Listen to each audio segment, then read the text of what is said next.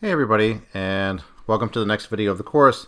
In this video, I will introduce to you another kind of loop known as a for loop.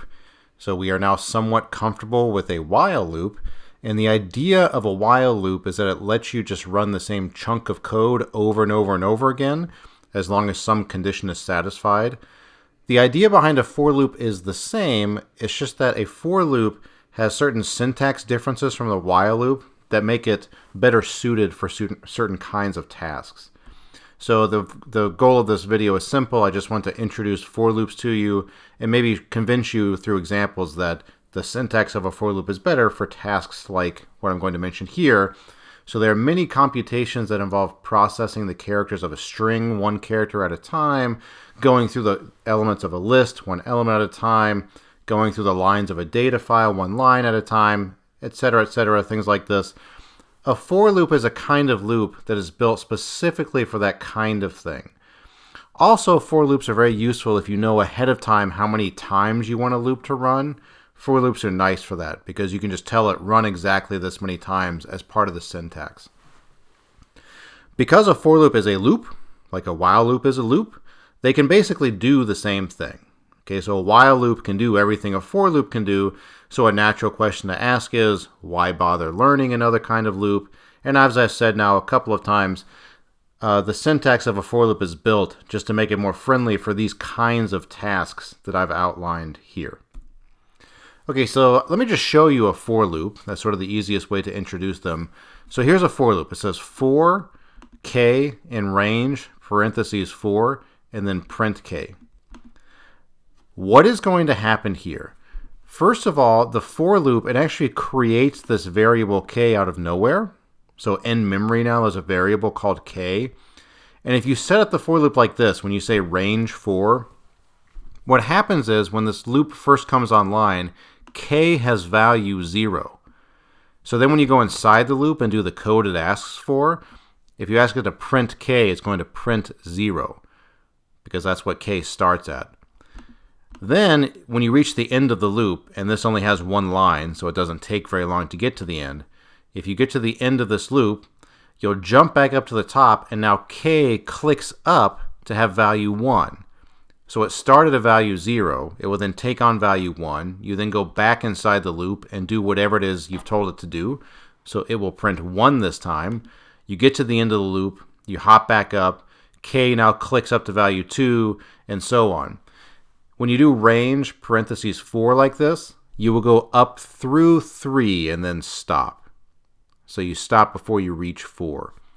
So this 4 is actually the number of times the loop runs. So if k starts at 0, we've seen this with lists and strings, right? We start our counting at 0. If k starts at 0 and then you go through 3, that's 4 pass-throughs the loop. So anyway, this 4 is just controlling how many times this loop runs. So here's a first example of a for loop. So it's the same idea as a while loop, except the syntax actually creates a variable, and you can call this whatever you want. I used a k, you can use a j, you can say number, whatever. You can control what this is called here. But the loop, as part of its syntax, just creates a variable that's going to click through values automatically. So notice there's no like k plus equals 1 in the commands here, right? You don't have to tell the loop to increase the value of k when you're done. The loop just knows to do that. That's what a for loop is built for. Worth noting, the variable k is called into existence only for this loop. When the loop is done running, the program no longer knows what that variable k is. So, and again, k is just anything. It could be called number, could be called my variable, whatever. If you put my variable right there, when this for loop is done, my variable is no longer in memory. The computer just kicks it out. So I should say when dealing with for loops, especially at first, as part of your Scratch work or something, you can always build a little table schematic of what the loop is doing. This is very helpful if you're having trouble tracking what these loops are doing. So again, if you do range 4 like this, k is going to start at 0. And then in this case, what happens in the loop is pretty simple. All you're doing is printing the k value. So you print k, which is indeed 0 right now, and so on. As the loops get more complicated, though, it's helpful to have a little schematic like this, keeping track of what k is at each pass through the loop, and then keeping track of what the loop will actually do. when you're passing through there. Okay, here's a second example. It's the same kind of thing, except if you do range and then put 2 values on it, it will actually start the k value here. So we've seen this kind of thing before with substrings and things like this. It's kind of obnoxious, but when you do like this is inclusive on the left. It will include 1, but not inclusive on the right. So you're telling the loop, hey, I want you to start the k at 1 and then end the k at 3. So k is actually not going to reach up to 4. Okay, so here's just a raw program example using a for loop. So let's write a program that lets the user enter a whole number n. The program calculates the sum of the first n whole numbers. So what do I mean by that? Suppose the user enters 5. Here are the first 5 whole numbers added together. So I want the program to calculate that. In this case, get a 15. Okay? So here's the idea of a program like that. So if the user is going to give you a number, here's just the command that grabs a number from them. And then you can create a variable called sum or mysum or whatever. Again, you control variable names. And initially you should set it equal to 0 because nothing has happened yet. And look at how nicely this for loop will compute a sum for you. So for m, in this case, again, just to show you it doesn't matter what you call this. You can call it a k, m, number, whatever. If you want to start adding together the first numbers, right? So number is what you grabbed from the user. So I suppose you shouldn't use it here, right? But anyway, if you've grabbed number from the users, what do you want to do? You want to add 1 to 2 to 3 to 4 to 5 and so on, all the way up to the number the user gave you. So notice this for loop, it starts at 1 because you're inclusive on the left of this range, and you end at number because you're not inclusive on the right. So you actually won't reach number plus 1. So if we go through this for loop, and again, if I were you, I'd draw a little schematic like this, if you're having trouble tracking what happens. When you first pass through this for loop, m is 1. So what you do is you increase sum by 1. So sum becomes 1, right? Because sum was initially 0. You increase sum by 1, and now it's 1. Well, now m clicks up to 2. So now when you go into the loop, you're going to increase the sum by 2. Well, the sum was already 1, wasn't it, right? We already increased sum to 1. So then when you increase it by 2, now you've gotten 1 plus 2. So you've got 3 locked in there. And then you just keep going. So when m clicks up to 3, now you will increase sum by 3. And you already did the 1 plus 2 part. So increasing that by 3 gets you your 6. And so on. You will just keep doing this until you reach number, which in this example was 5. So when you're done with that, you can then print that sum if you want to.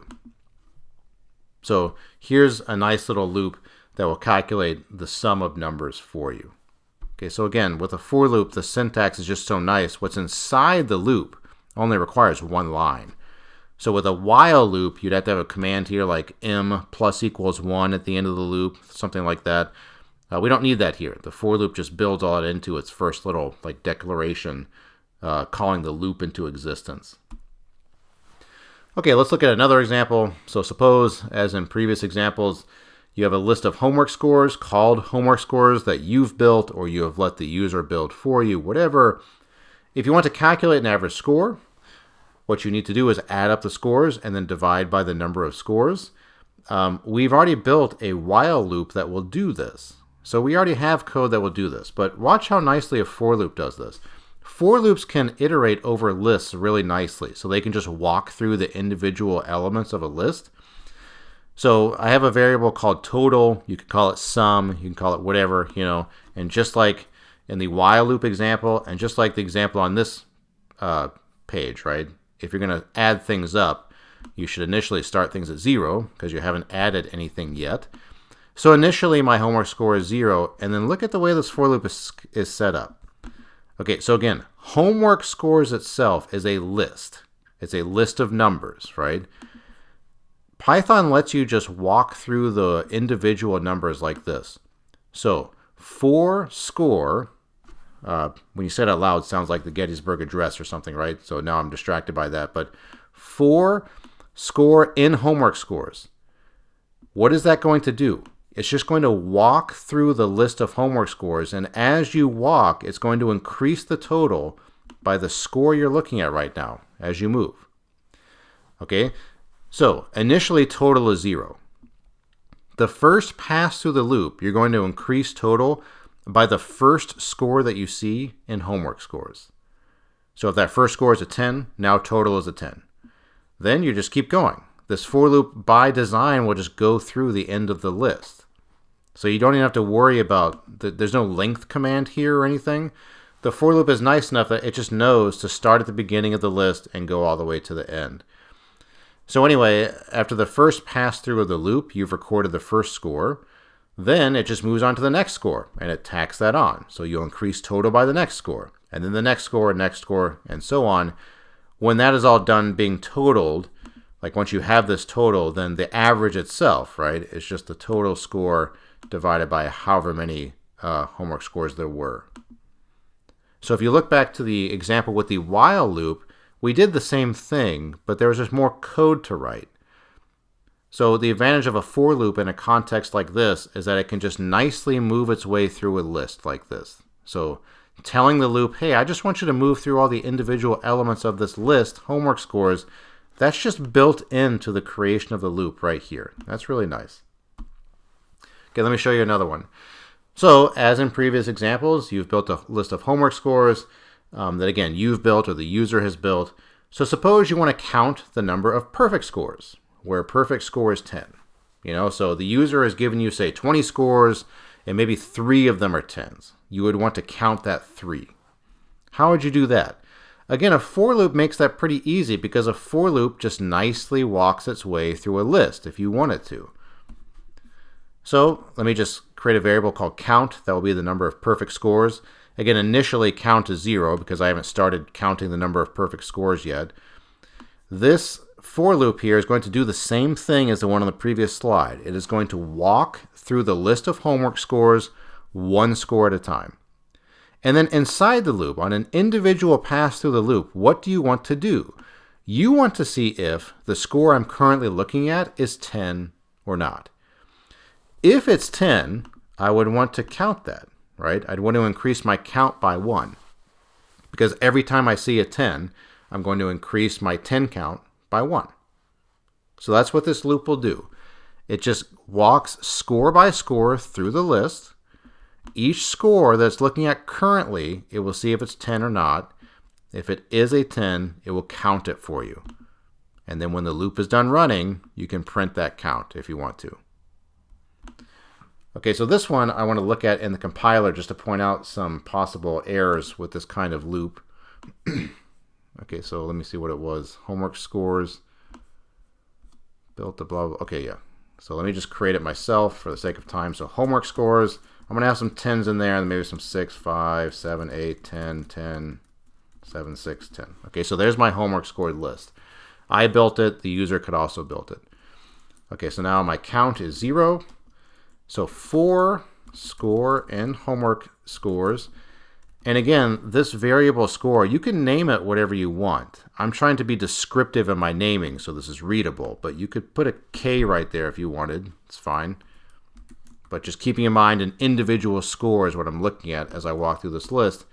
If score equals 10, then please count that for me. Increase the count by 1. And then print count. Whoop. Parentheses here. Okay, so first of all, let's just make sure this works. So there are 4 10s, right? So when I run this, it should print 4. And it does. So that's nice. It works. There's several things that might go wrong here. And one thing I've noticed in student work is that sometimes they lose track of what a for loop is trying to do for them. So generally speaking, a for loop is trying to do one task for you. Or at least when you're first starting with them, that's what it should be doing. You don't want a for loop to be doing too much for you until you've gotten used to them. This for loop here, why does it exist? What is its task? Its task is to count the number of 10s, okay? And nothing else. So there should be no other code inside of this for loop under this indentation here that has anything to do with anything else. So let me just show you what people will do sometimes. like that. So they indent the print, say, something like that. Well, now this print command is under the auspices of this for loop, you know. So now every time this for loop runs, I'm going to print a count, which isn't like necessarily wrong. Maybe you want that, but this for loop was just doing this count calculation. I don't think you meant for it to be printing a count. So let me just run it this way and see what it shows you, okay? So it shows you a lot more stuff. Why is it showing you all of this? Well, again, you can make a little table to convince yourself why it's printing all this if you don't see it. But, okay, let's just start at the beginning. Homework scores are what they are. My count is initially 0. So now, what does this for loop do? It looks at the first score in the list, which is a 10. If the score is 10, and it is, increase the count by 1. So on the first pass through of the loop, count is 1 right here. So when I ask it to print count, it prints it, and it's 1. Now we go back to the start of the loop, and now we look at the next score, which is a 6. Well, 6 is not 10. So I don't increase the count by 1, but then I do tell it to print the count, you know. So in other words, since the print command is inside the loop, you print it every single time the loop runs. So when I see that 6, I have not increased the count. That's why there's a 1 right there. Then I move on to the 5. 5 is not 10, so I don't increase the count, but I do print the count. So I still have a 1 and so on. So notice when I get a 2 right here, what has happened? I've finally reached that 10, and the count goes up by 1, and then I print that. Then I reach the next 10. That's why it jumps up to a 3 right here. And then it stays at 3 because those two dudes aren't 10s, and finally I get my fourth 10 at the end. Okay, so all I'm saying is just be careful about what's inside your loop. Like, what do you want this loop to do? And say it out loud, right? What I want this loop to do on an individual pass through the loop is just check if the score I'm looking at is 10 or not. That's all I care about. So for now, there's no reason to print information right now unless you're trying to catch an error in the code or something.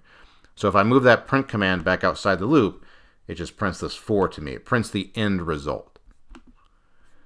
Okay, now all that being said, if you do this, that might be a good way to catch errors, like I just said, right? So if the loop is not working, then it doesn't hurt to have print commands inside of it just to see what it's trying to do at a given time. But in general, you'd let it do its work and then see the result at the end. All right, so anyway, so there's an implemented example for you. Okay, so here's another example.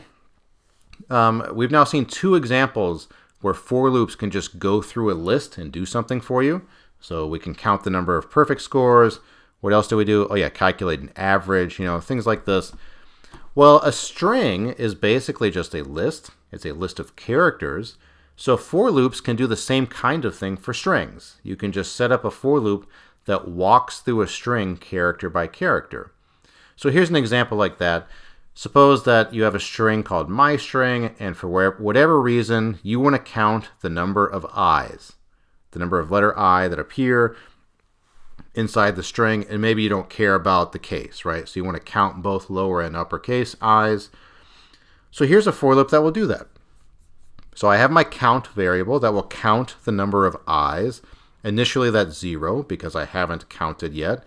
And then notice the setup here. For character in the string. So again, you can call this whatever you want, but char, short for character, I think is descriptive, so it's clear what's happening.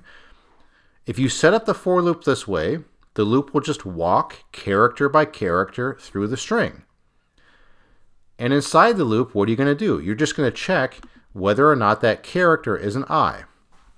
So if the character I'm staring at right now equals a lowercase I, or the character I'm staring at right now is an uppercase I, then increase the count by 1. So it just counts every single time it sees a lowercase or uppercase I. Okay, so that's an introduction to for loops. So again, just the idea of the loop is the same. We haven't changed the idea of a loop. This code right here, that is inside of a loop. So this code is going to be repeated over and over and over again until the loop is done running. Okay, so what changes is, just like with while loops, you update sort of the variable that you're interested in every single time the loop runs. It's just now the for loop does that for you automatically. So this for loop is set up so that you start at the 0th character, they move on to character in the first position, they move on to character in the second position, and so on till you reach the end of the string. But every time you're inside the loop, you're doing the exact same code over and over again. Once you know what character you're talking about, you check whether or not it's an I, and then increase the count. Same thing here, right? The code inside the loop is just being repeated over and over and over again until the loop is done running. So that idea is still the same. It's just, again, the for loop syntax is nicer for these sorts of problems. We've done this kind of problem before with while loops, and it took more code. We had to type more, you know. So for loops are just a nicer way to do tasks like this. Okay, so that's an end of an introduction to for loops.